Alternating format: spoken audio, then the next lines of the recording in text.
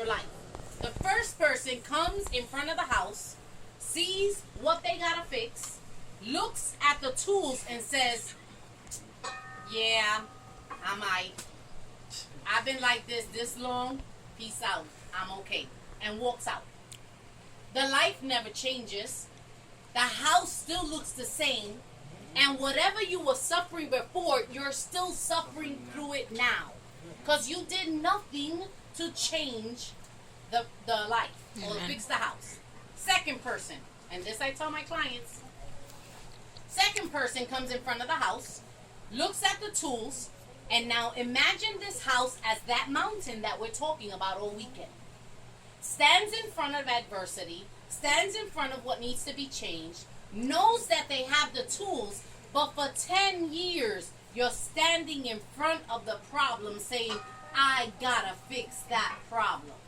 I gotta let God fix that problem. But since you have not learned the key thing, which is to pick up the tool, that problem and that life stays the same.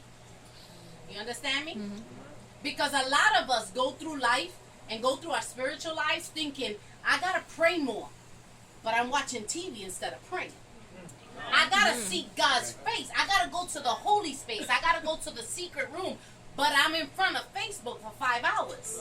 Gloria a Dios. So I know the problem. I know the issue, but I'm not getting the tool, which is the Bible, because it's in here. I'm not getting my tool to do it. So I tell my clients, if I wanted my room painted, and the can of paint was sitting there for 5 years, and I looked every day and said, dang, I hate these white walls. I really got to paint one of these days. But I kept moving. Would the paint get on the wall? No. I got to get up. The third person is me. I don't like adversity. I tell people, you think I can't do it? Watch me. You think you telling me I can't? Watch me. Yes. I once was told that a place of a woman as a pastor was to serve pastorship in my house. Wow. I almost got up from the prayer. I'm telling you, I ain't even gonna lie. We were kneeling, they were anointing us to the pastorship, and he said, Lord, let this woman understand her place. That is in the kitchen. I said, what? Did he just say kitchen? You don't know I don't like to cook. What's wrong with you? I cook because we got to eat, not because I like to do it. You know? But he said, I'm not going to lie. Some women are like, I love to cook. I'm like, what's wrong with you? Why are you cooking? Like, there's so many options nowadays. You can get food on the internet. They deliver. No, just kidding. But I cook, you know.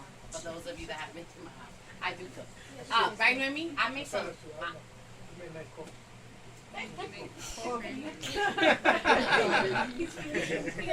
You close, brother. Remember, the only thing God forgives is blasphemy. The only thing that He doesn't forgive is blasphemy. I got you. You're too close to me to be playing with me. Start swinging here. But the third person looks at the spiritual life, looks at what needs to be fixed, and says to the Lord, I don't care if I bleed, sweat, laugh, cry, poop on myself or people. I'm fixing what I gotta fix. Because the way I am right now is not good enough. Therefore, how you get to the end of the race, how you press forward is up to you. It's not up to me. I'm a press for myself. I tell clients this all the time. There's only 2 times you could be absolutely selfish. Number 1, people suffering addictions is in recovery. It's all about you. You can't get healthy for someone else. You can't stop using drugs for somebody else. You can't get clean for your kids. You got to get clean for yourself. The second time you could be absolutely selfish, people, and listen well, is in your salvation.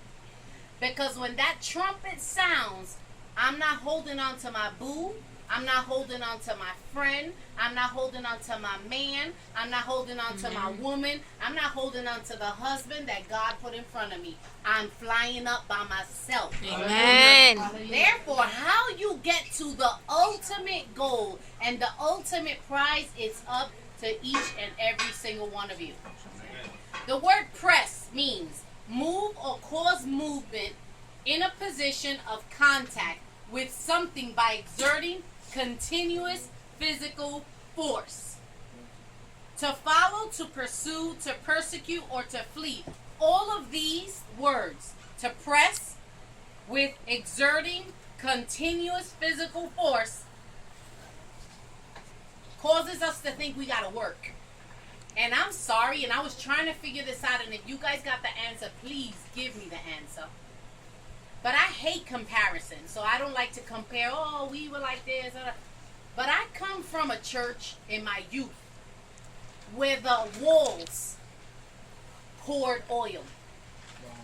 You know what it is to stand in front of a wall and see oil pour out? The drums poured oil. Do you know what it is to stand in front of God, in front of the prophet, in front of one of the prophets, and for oil to be pouring out of her hands? I came from that kind of church. And do you know who brought that spiritual waking to the church? It was not the damas. It was not the caballeros. It was the jóvenes. Right. And I feel the presence of the Lord when I tell you that when we were called to close ourselves in an apartment in Brooklyn and stay there Friday, Saturday, and Sunday hasta Escuela Dominical, we were in prayer Friday, Saturday, and Sunday.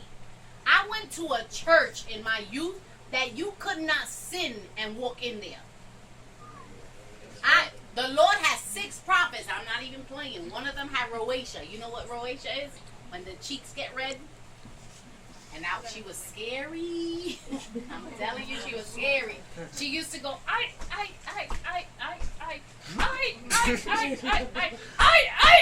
and I used to be like, Monday, no, I didn't do nothing. Sunday, no, Thursday, Wednesday, that wasn't bad. No, that wasn't sin. Thursday, Friday, Saturday, Sunday. Today's Sunday. Habla, papa.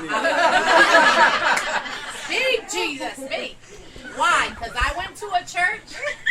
I'm not lying to you. That's what used to happen. I went to a church where one of the jóvenes said, God don't talk.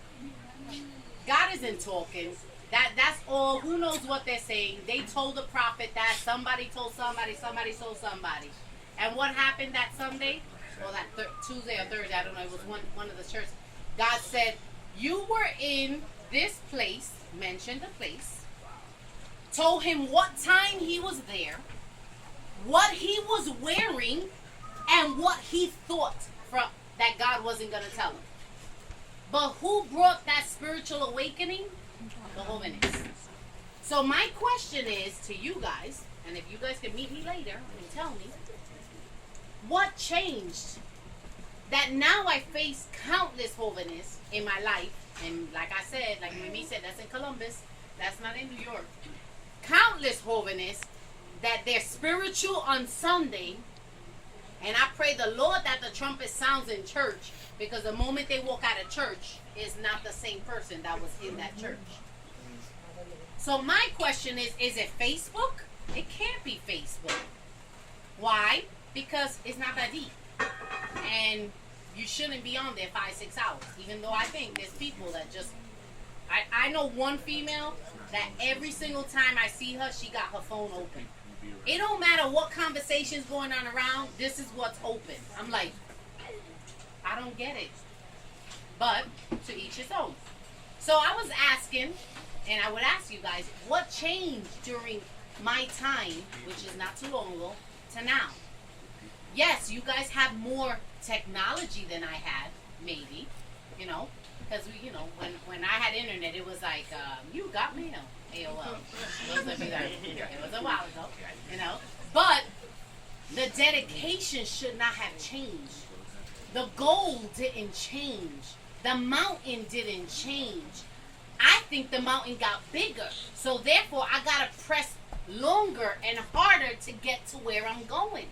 So why is it that everything around us is now more important than serving God? Why is it that everything else is more important than the goal that we have? Because the goal that we have is not today, it's not right now, it's eternal.